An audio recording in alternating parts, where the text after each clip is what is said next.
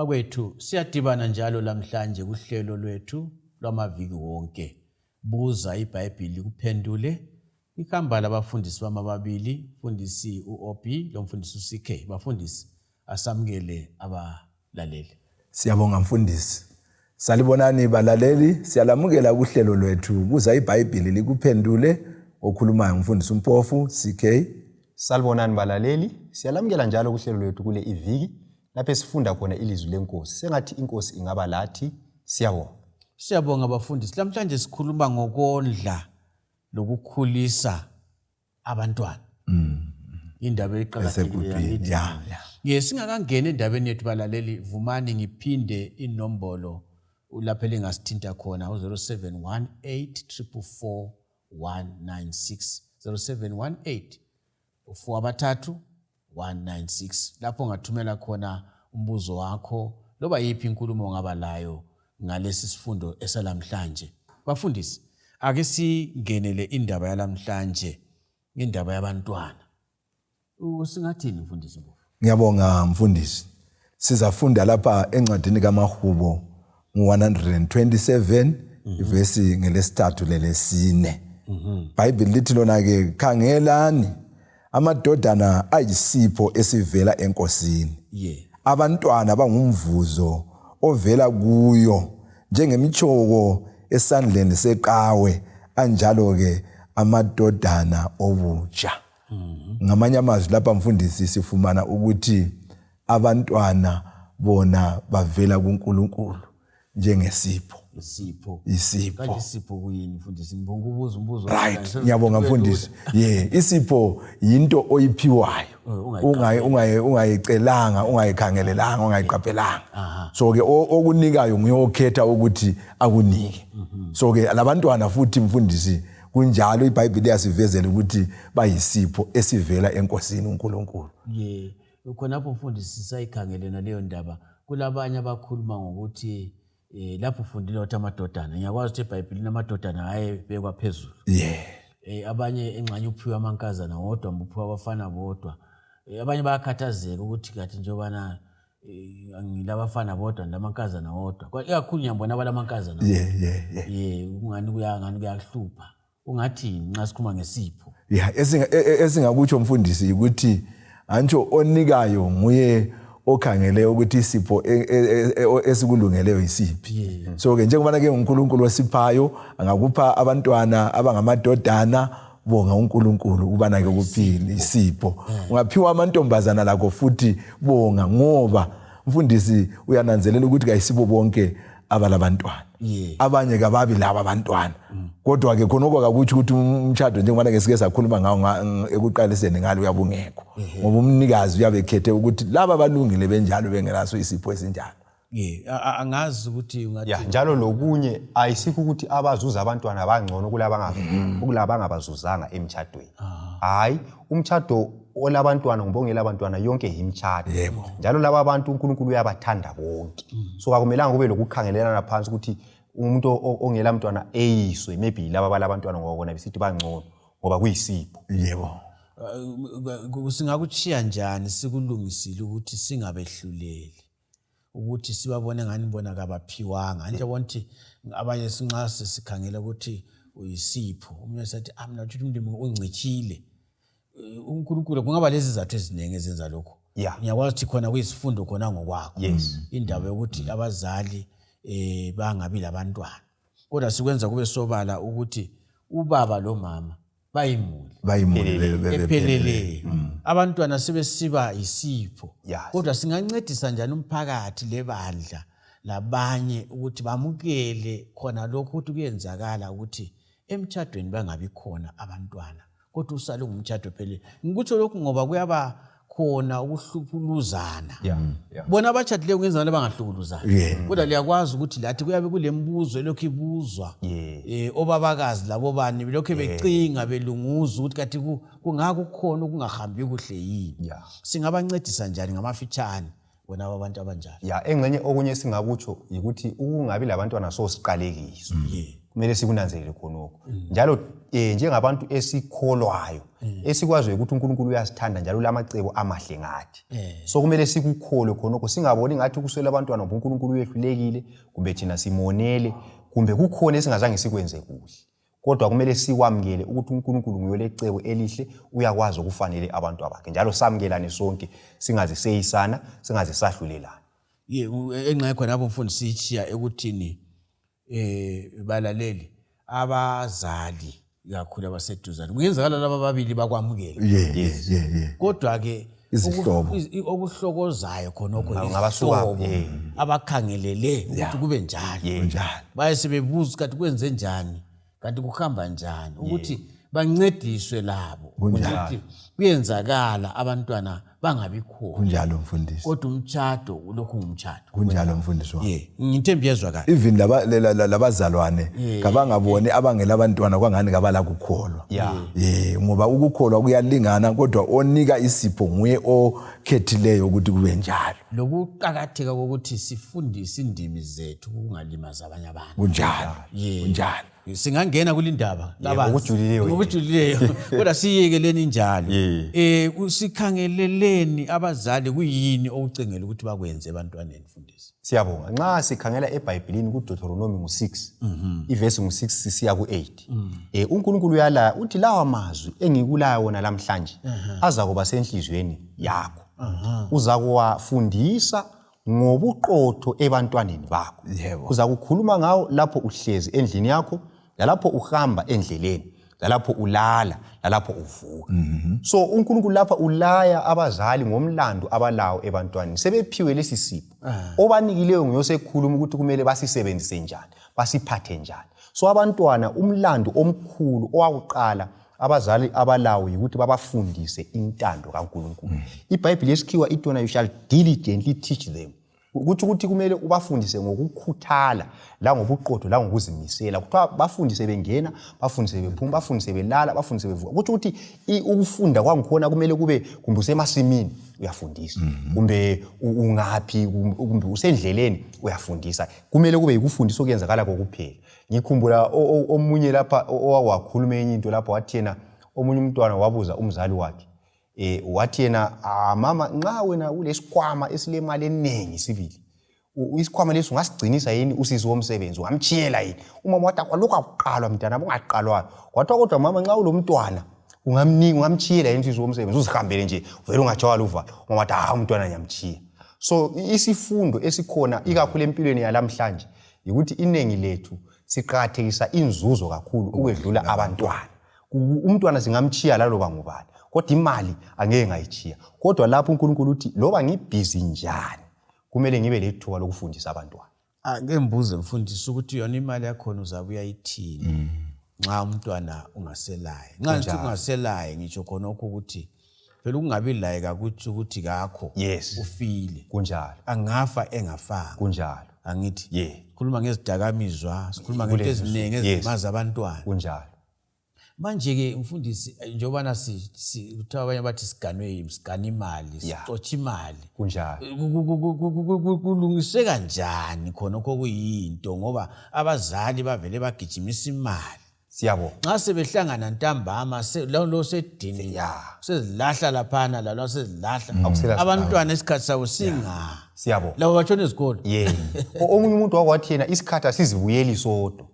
kodwa siyahlelwa so angithi ukuthi umuntu ayidinga imali uhlelile wathi ngesikhathi esinje usiyafika isikhathi esinje ngizabe ngidinga imali so kuschedule yami yosumbe kuschedule yami yeviki kumele kube lesikhathi engisihlelayo mina kumbe thina njengabazali ngisihlelela ukuthi lapha ngiyabe ngilabantu abami ngibafundisa ngoba njengobana kuchiya ukuthi imali sungaba layo kodwa umntwana akuphunyuka uzayithini imali yakho kunjalo indaba enzima kakhulu mhlawumbe sizayithinta sisiya phambili kodwa benisithi singakayiyekeli mfundisi ke sithi thina uhanjwe ananzelela ukuthi khona okuqambileyo ukuthi kulezikhathi lapho umntwana afundiseka khona. Isikhathi zonke umzali laye. Khona phana ligezisa imiganu ngakwengazi. Kunjalo.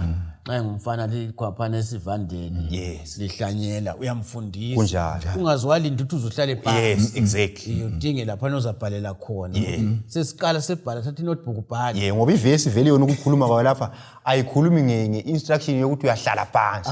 Ikhuluma nge-lifestyle. Empilweni. Ukuthi vele empilweni yokuphila izikhathi zonke ungazisebenzisa ukufundisa abantwana. Abantwana bona mfundisi CK kukhangelelweni kibo. Abantwana. Ngiyabonga mfundisi. Sizafunda encwadini yabase-Efesu ngo-6 ivesi ngelika 1 lo 2 lo Exodus ngo-20 ivesi ngelika 12. IBhayibheli lithi yona bantwana lalelani abazali benu ngoba lokhu kulungile. So umlando omkhulu ebantwaneni ikulalela abazali. Ukuhlonipha.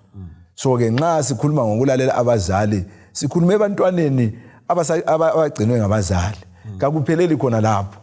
Lathi esesibadala ngenxa yokuthi abazali basikhulisa basenzela konke. Nxa sebekhulileke kuqhakathekile ukuthi lanxa lathi sesilemizi yethu sibekwazi ukuthi abazali babasikhulisileyo. Ngani ngoba uExodus ngo-20 yena lo esizamfunda ivesi ngelika 12 uyaveza ukubana ke umlayo wokuhlonipha abazali phakathi kwemilayo yonke elithumi yiwo umlayo olesithembiso. So ukuhlonipha umzali kuthi ukuthi kumele umnakakele ngesikhathi engasayenelisi ukuzinakakela. Siyabonga mfundisi. Ngithemba ungakayithi khonapho abalaleli ukuze bakubambe ukuthi nxa sikhuluma ngabazali kuyedlula thina sikhula umama owayengumama. Yebo. Umakhelwane wayengumama olingana lo mama ngumama. Wonke umuntu olingana nobaba ngubaba. Awusoze uthi umdala lwana. Awusoze uthi nxa uhlangana lomuntu omdala uphambane laye ukhangelele ukuthi akukhulumise ngendlela esakhuliswa ngayo esintwini sethu. Umuntu omdala ngubaba, umuntu omdala ngumama. Sikuthini ke njengoba sisilabadala abadlwengula abantwana.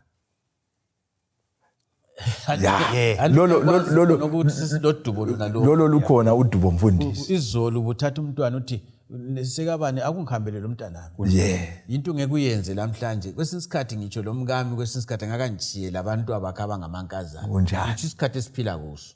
Ukuthi sikubamba njani ukuthi labantu kade kumele bakhangelele ukuthi babe ngabazali sebesehluleka. Kodwa akakukuthi ukuthi umntwana angahloniphi. Kodwa ngizama ukuthi sikubeke ngendlela esikhathi esiphila kiso. Yikho sifunda isifundo lesi sezimuli. Ukuthi singavumela izinto zibuyele endaweni yazo ngokwecebo lezulu. Konke lokho kuyaphela ngoba umntwana nxa ngizele njengoba ke mina ngizele ngilabantwana abangamantombazana. Nxa ngibona umntwana oyintombazana ngibona umntanami. Ngowami ngomakhelwane ngokabani ngokamalume ngokabani ngumntanami. Awuqatshelwanga njengobaba usungazwakala su. Ngisiya elokuzeni emacansini lo mntwana ongangumntanami lihlazo lelo esintwini sethu. Kodwa bakhona obaba emfundisi Mpofu asebenjalo. Ikuswelakala kwenhlanhla. Ikuswelakala kwenhlanhla ukuthi sibe labo baba abanjalo. Kodwa mbona ngazathi siyavumelana ukuthi umntwana umuntu omdala kahloniphe. Yebo kambe sesibahlomisa ngoba bakhona labo baba abantu abangasibo baba abazinyamazana abangaba ingozi sokumele baqaphele. Mfundisi Obi ungathini ngokuncedisa abantwana nje ukuthi benze izinto eziqondileyo? Sibakhuthaza njani? Okuvamile ngiyambone ezikhathini eziningi ukukhulisena abantwana. Abantwana abancane kakhulu kwesinye isikhathi bajayele ukukhala. Engene umntwana uyathi esehamba lomzali akhalele enye into. Ezikhathini eziningi ngiyambona abazali umntwana engakhala khale kakhulu sibili engcenye umnyazi azibhuqe phansi. Ngiyambona abazali engcenye into ayikhalelayo bemnike. Kodwa ezikhathini eziningi umntwana angayenza kuhle akulanto abamnikayo. So umntwana nxa kulomumo onjalo uzahla afunda ukuthi udinga ukukhala yikho kungenza nginqobe. So ngakhala izinto ngiyenze njani ngiyaphiwa. Lanxa esemdala yabe sekhala. So ukumnika ulutho angakhala kuyaqinisa khona ukhana akwenzayo. So esikufunda lapha ukuthi kufanele ukuthi abazali bafunde ukuthi umntwana aphiwe ulutho oluhle angenza okuhle. Then nxa engayenzanga kuhle ancitshwe. Yikho esikufunde eBhayibhelini. Singafunda uDaniel 2:6 sibona isibonelo lapha ukuthi inkosi Nebukadneza ithembisa izinceku zayo ukuthi lingayenza kuhle ngizalinika izipho. So umntwana nxa yenze kuhle kumbe upasile esikolo kumbe uhambe wayahlakula kuhle engadini kumbe uhambe wayakwenzani kaphiwe umvuzo otshengisa ukuthi into leyi iqhubeka unjani uyenza. Antu uyayibona indaba. Then nxa umntwana engenzanga kuhle uNumbers 20:11 lo 12 uNkulunkulu utshela uMoses ukuthi Moses ngenxa ukuthi uwonile kawusayi kunjani kawusayi kungena eKenani. So uNkulunkulu simbona lapha esebenzisa isimiso esokuthi nxa umuntu engenzanga kuhle kaphiwa ulutho ukenza ukuthi abone ukuthi into leyo engiyenzileyo kayinjani kayilunganga. So esikufundayo lapha ukuthi ukuqinisa izinto ezinhle ukuthi umntwana angenza kuhle kaphiwe umvuzo okumqinisa. Umntwana nxa engenzanga kuhle kancitshwe abekwazi ukuthi umzali into le kanjani kayithandi. Okunye kungaba ukuthi nxa epase esikolo esintwini kulezitemo asosono ukuthi umntwana umtemeleze ngezitemo zakhe umtemeleze sibili abonke into le ngiyenzile umthengele isipho nje. Yes, lokuthi umthengele isipho esinjani esihle kumbe engcene uhambela kumbe lapho kudliwa khona lihambele ukudla kumbe ilunch kumbe nxa ungabantwana laba abancane abathanda into zama jumping castle nxa yenze kuhle uye kwenza laye into enjalo abekwazi ukuthi umzali wami uthabile. So khonokho kuyakhuthaza ukuthi abantwana benze okuhle. Kanje okubuchilo mfundisi. Yes. Yekela usikhe ayiqedise eyokuncedisa nxa belahleka ngoba kwesikhathi kulokunye kuthiwa ukutotoza. Uthatha umntwana kakhuzwa. Alright. Kulabantwana sibili kweminye imizi bangakudabulela lesigqoko. Umuntu emzini uzuvalela isikhathi singakafiki. Sebekudosa sebekujamula njengemdlwane. Yikho esikutsho yini ukuthi umntwana kaphonga uyekelwa nje siba umhlambi kazalusile kumbe kule ndlela sibancedisa njani nxa bephambanisa. Ngiza kuyendlalela ngokufunda ivesi lapha kuba seKolose 3 verse ngeka 21. Amanye ngizawakhuluma kwaba seKolose 3 verse ngeka 21 iBhayibheli lithi lona ke bobaba lingathukuthelisi abantwana benu ukuba bangadani. Ngamanye amazwi okumele sikunanzelele lapha ukuthi umntwana nxa yenze kuhle njengoba ke sekhulumile kumele simbuye. Kodwa ke nxa umntwana engenzanga kuhle kumele simqondise ukuthi umntwana nami lapha kawenzanga kuhle. Angakhuli umntwana ethothozwa njengeqanda. Mina nginanzelela ikakhulu abadala esakhula izolo sasingathothozwa yiko kwenza ukuthi isizwe sibe khona namhlanje. So nxa into ingaqondanga kayiqondanga. Umntwana kumele aboniswe atshelwe ikakhulu abazali thina esikholwa kumlimo ngiyakukholwa ukuthi ungabona umntwana engenzanga kuhle nanxa yenze kuhle umbize uhlale laye phansi. Nxa ukhuleke laye ungakhuleka laye usumbonisa ukuthi uyabona ukuthi lokho okwenzileyo lokho kakwenzanga ngendlela eyiyo. uNkulunkulu ufuna siphile ngalindlela lokuphile nesigabeni labanye abantu ungaphila kuhle mntanami nxa usiphatha ngalindlela.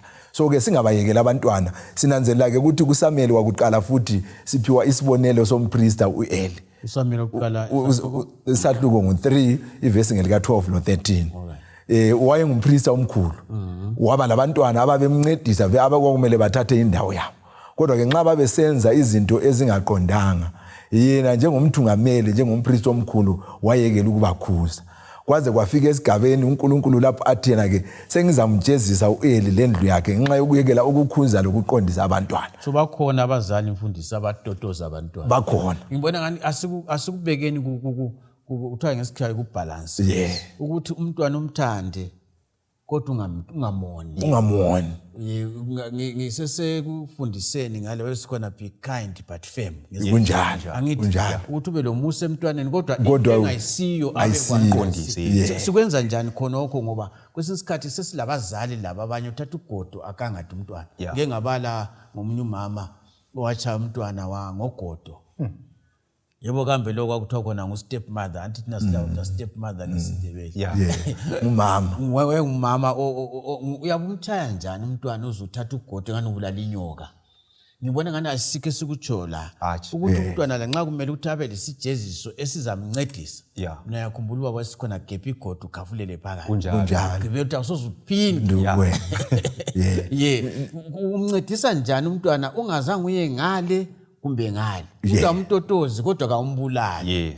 Kodwa uyamncedisa ukuthi umakha abe ngumuntu ngoba esikukhuluma la eminye imtshado ihlupha nje abanye bakhuthakala bengabantwana kunjalo Yeah. njengoba ke sike sakubeka phambili imfundiso nxa ungabona umntwana phambanisile njengomzali kuyafika kuwe ukuthi uzonde uthukuthele kodwa ngesikhathi esinjalo sikhuthaza ukuthi kungangcono uqale uphole ungabhodla ke laphana ke ubusumbiza umntwana umbonise kuhle ngothando umvezele iphutha lakhe ungamvezela iphutha lakhe ke njengoba ke sike sakuthinta futhi omunye ke nxa bekumele umnike umvuzo usumtshela ukuthi mina kangisakunikile umvuzo ngesizathu lesi ngicela ukuthi yenza kuhle ke ungenza kuhle ke ngizakunika umvuzo wakho khonoko kuyancedisa ukuthi senelise ukukhuza abantwana singazange sadlulisa amalawulo akubeka kuhle mfundisi singadlulisa ngamalawulo singayanga le kwakhona saba phakathi uNkulunkulu ulesibonelo mfundisi asinika sona njengomzali wethu. Siyabonga. uNkulunkulu ke sonke njengabazali singakopa kuye. Ungafunda kumaHebheru 12 ivesi 5 lo6 lapha. Kuthiwa ungadeleli ukukhuza kwenkosi. Yeah, so uNkulunkulu uyakhuza. Ibisi siyaphambili ithi yona uNkulunkulu uyakhuza esikhiwa ithi chastens and scourges the son that he receives.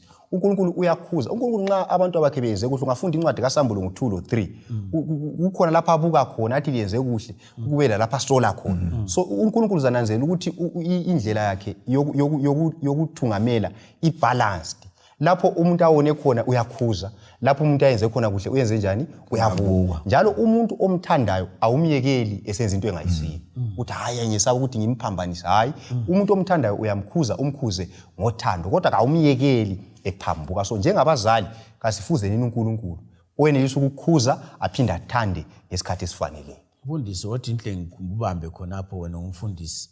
Uyawubona kwesinsikhathi lenkonzweni khona phana abanye abazali umntwana uphonga udliselwa kwaphana phakathi enkonzweni uyagijima agcwala iguma lonke uthi hayi vele lo unjalo agijima agcwale ngale phambili kubachumayeli bechumayela agijimaye ngale la ngale khonokho kuyabe kuhlupha ngaphi uhlupha ukuthi umzali inyawo zakhe zibuhlungu akuncedise. Siyabonga. Yikho lapho esikhuluma khona indaba kaEli liyana ukuthi kwesinye isikhathi kule bala lesikhiwo kuthiwa yi-overloving, uthanda uzudlulisa amalawulo uze kwehlele ukukhuza.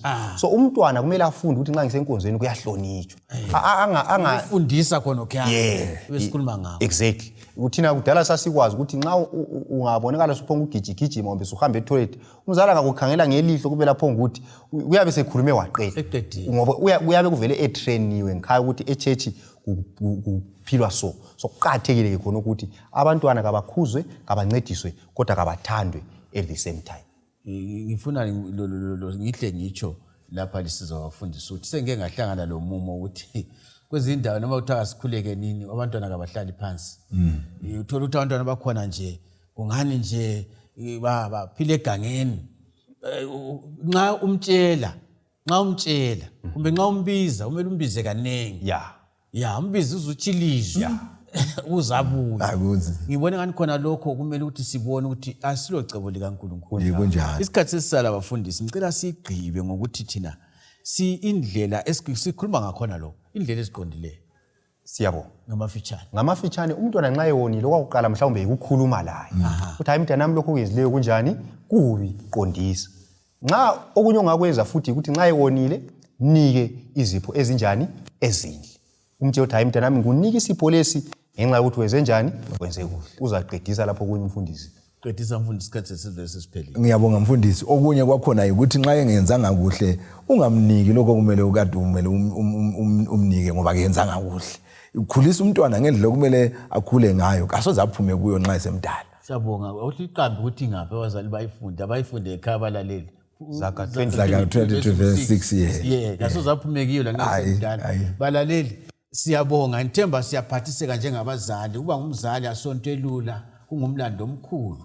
Wana sikhulisa abantwana abazaba isibusiso emulini zethu lesizweni sethu. Ulimo lomusa akasiphathise ngemakhaya. Okwalamhlanje siyayigqiba khona lapha. Inkosi sibe lathi sidibane njalo ndaweni efana nayo ngesikhathi esifana nayo. Inkosi libusise.